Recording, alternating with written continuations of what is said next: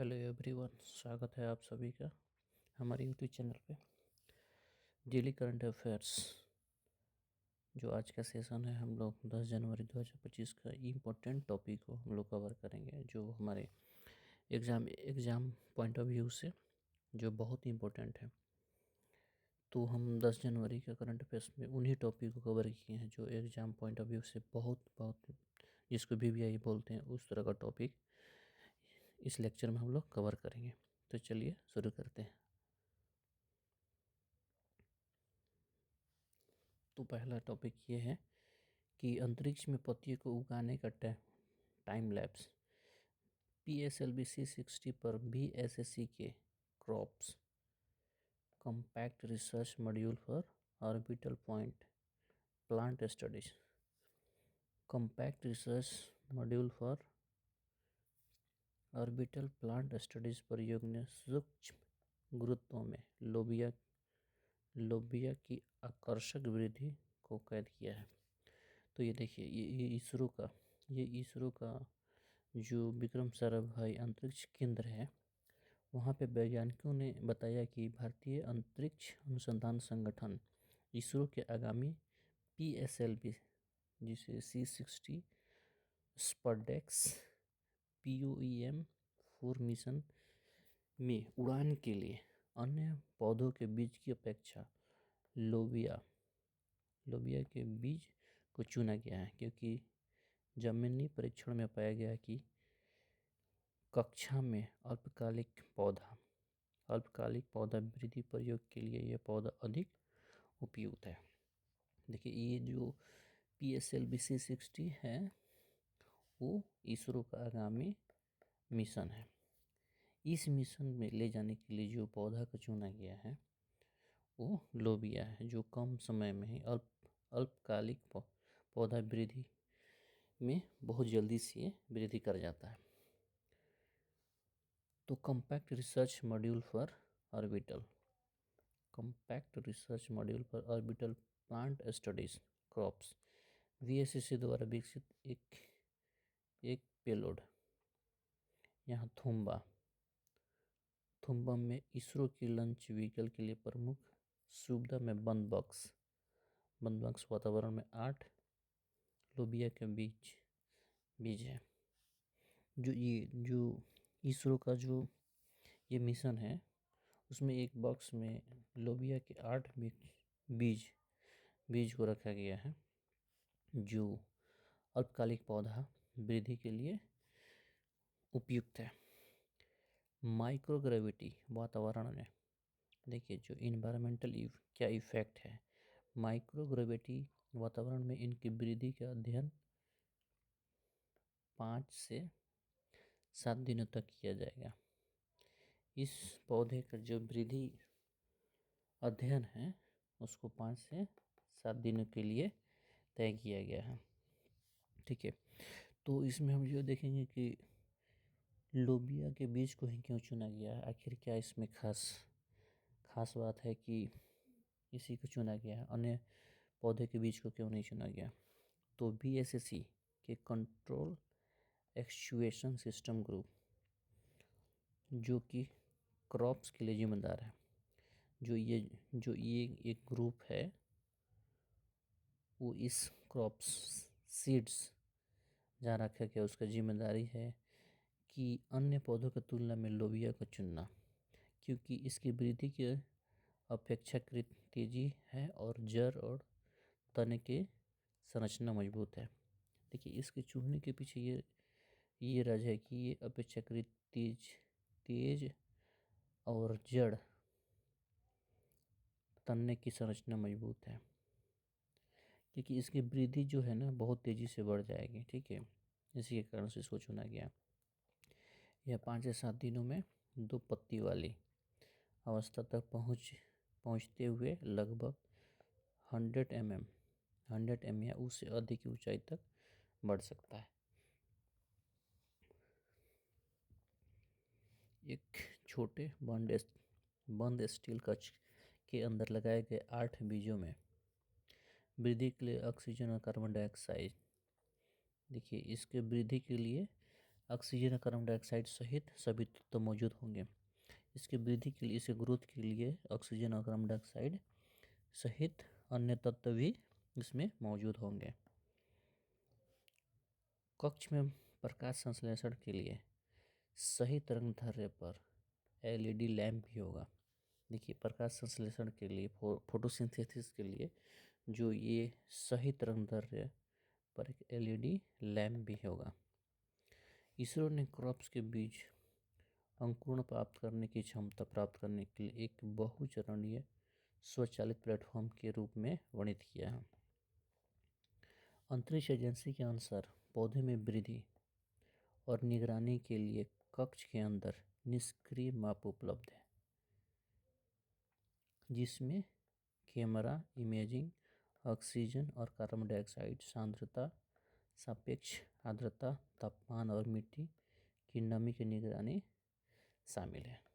तो इस तरह देखा जाए कि इसरो का जो ये आगामी मिशन है, जिसे हम PSLV-60, उस मिशन के में ये जिस पौधे के लिए चुना गया है लोबिया, जो इस तरह का खास बात है जिसके लिए इस पौधे को चुना गया है।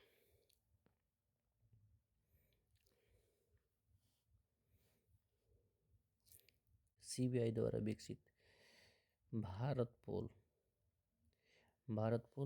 किसके द्वारा विकसित किया गया है? जो CBI द्वारा पोर्टल का शुभारंभ किया। भारत पोल जांच एजेंसियां और सभी राज्यों की पुलिस को 195 देशों के इंटरपोल नेटवर्क से जोड़कर अपराध नियंत्रण में महत्वपूर्ण भूमिका निभाएगी। देखिए, भारत पोल CBI द्वारा लॉन्च एक पोर्टल है जो आपराधिक नियंत्रण को महत्वपूर्ण भूमिका निभाती है, जो उस आपराधिक नियंत्रण में कंट्रोल करने के लिए एक अच्छा रोल प्ले करता है।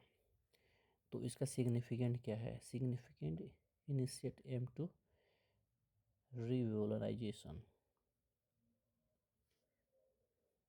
revolutionizing India international investigation. Bharat Pool will not only simplify the communication with Interpol but also provide Indian agencies with tool to study and analyze the various global crime trend. देखिए, ये भारत पोल जो है केवल ये crime को ही control नहीं करेगा, बल्कि ये एक ऐसा टूल है जो ग्लोबल क्राइम ट्रेंड को भी एनालाइज करेगा। One of the key benefits of the Bharatpol is that it will be enable us to study crime data. ये क्राइम डेटा को भी हेल्प करेगा to create a framework to prevent crime for occurring in India. और ये crime को भी prevent करेगा जो इंडिया में होने वाला हो, इस तरह का क्राइम को भी रोकेगा। AI टच को दूरसंचार विभाग की दूरसंचार प्रौद्योगिकी विकास नीति योजना के तहत RNA इंटेलिजेंट कंट्रोलर सेवा प्रबंधन और ऑर्केस्ट्रेशन और नेटवर्क डाटा एनालिटिक्स फंक्शन के साथ AI संचालित 5G RAN प्लेटफॉर्म विकसित करने के लिए अनुदान प्राप्त हुआ है। तो ये RNA इंटेलिजेंस कंट्रोल और AI संचालित 5G RAN प्लेटफॉर्म विकसित करने के लिए अनुदान प्राप्त हुआ है।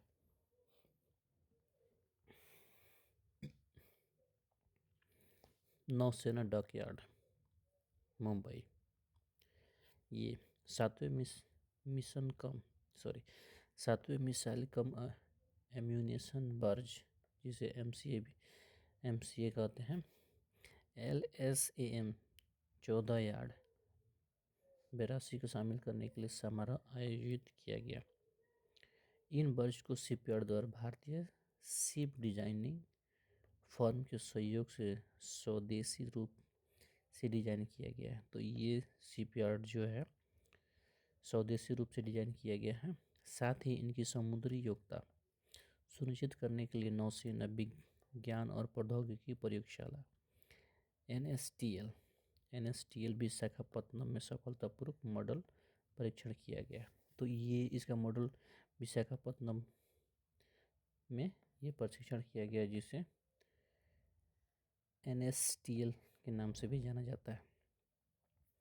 बास्ट के निर्माण भारतीय नौवहन रजिस्टर IRS के संबंधित नौसेना नियमावली और विनियमों के अनुसार किया गया है। MCA बज भारत सरकार की मेक इन इंडिया और आत्मनिर्भर भारत पहल के गौरवशाली ध्वजवाहक और MSME को प्रोत्साहित करने के लिए भारतीय नौसेना की प्रतिबद्धता को उजागर करती है। देखिए, जो MCA वर्ष जो है भारत सरकार की मेक इन इंडिया प्रोग्राम का एक इनिशिएटिव है, जो आत्मनिर्भर भारत पहल के गौरवशाली ध्वजवाहक और MSME के प्रोत्साहन करती है। इनमें से 6 MCA बजट पहले ही नौसेना में शामिल किए जा चुके हैं और ये भारतीय नौसेना के परिचालन प्रतिबद्धता को गति प्रदान कर रहे हैं। इससे जेटी के किनारे, बाहरी और बंदरगाहों पर भारतीय नौसेना के प्लेटफॉर्मों तक सामग्री गोला बारूद लाने की सुविधा होगी, आने ले जाने के लिए सुविधा होगी। भारत AI और माइक्रोसॉफ्ट ने समावेशी विकास और आर्थिक परिवर्तन के लिए आर्टिफिशियल इंटेलिजेंस की क्षमता का उपयोग करने के लिए हाथ मिलाया। तो ये भारत AI और माइक्रोसॉफ्ट ने समावेशी विकास आर्थिक परिवर्तन के लिए आर्टिफिशियल इंटेलिजेंस पर काम करने के लिए ये दोनों ने एक साथ हाथ मिलाया। एम्पावर हर, नीति आयोग के महिला उद्यमिता मंच ने महिला खुदरा व्यापार मालिकों को सशक्त बनाने के लिए भारत की सबसे बड़ी सुविधा खुदरा श्रृंखला न्यू शॉप के साथ साझेदारी की। खुदरा क्षेत्र में महिला उद्यमिता को बढ़ावा देने के लिए एम्पावर हर विज का लॉन्च किया गया। तो ये नीति आयोग द्वारा आयोजित एम्पावर हर एक योजना शुरू की गई है, जिसमें महिलाओं की भागीदारी महत्वपूर्ण होगी।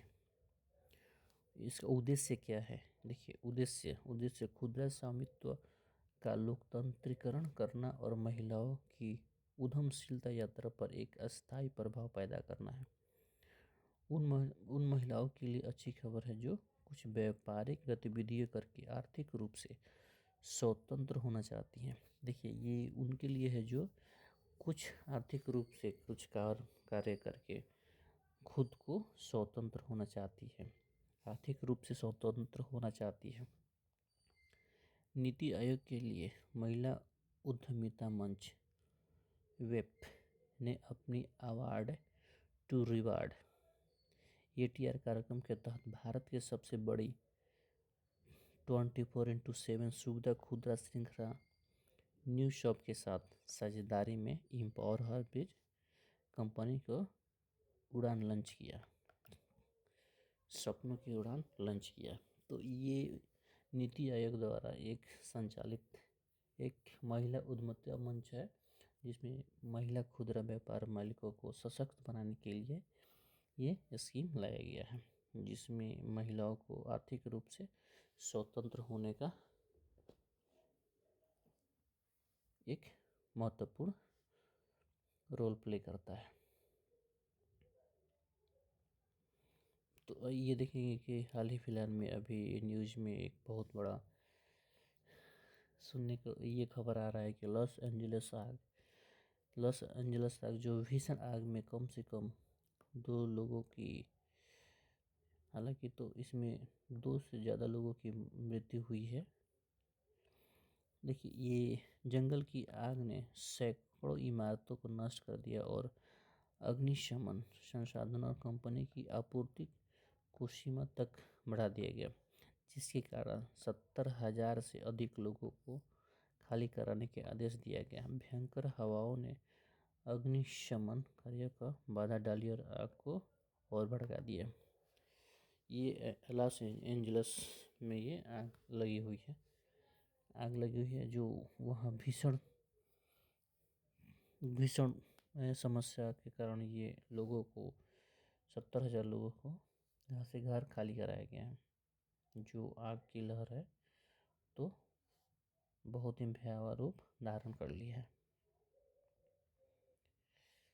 अगला देखेंगे, प्रधानमंत्री नरेंद्र मोदी उड़ीसा में 18वें प्रवासी भारतीय दिवस सम्मेलन का उद्घाटन। प्रवासी दिवस, तो ये प्रधानमंत्री मोदी ने 18वें भारतीय प्रवासी दिवस का सम्मेलन का उद्घाटन किया। प्रवासी भारतीय दिवस भारत के प्रवासी समुदाय के द्वारा अपनी मातृभूमि के लिए किए गए योगदान को सम्मानित करने का एक विशेष अवसर है।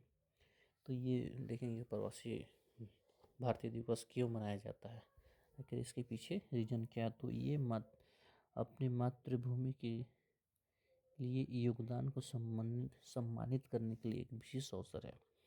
ठीक है, ये कब सबसे पहले कब मनाया गया था, ठीक है, किन के उपलक्ष्य में, स्मृति में मनाया जाता है।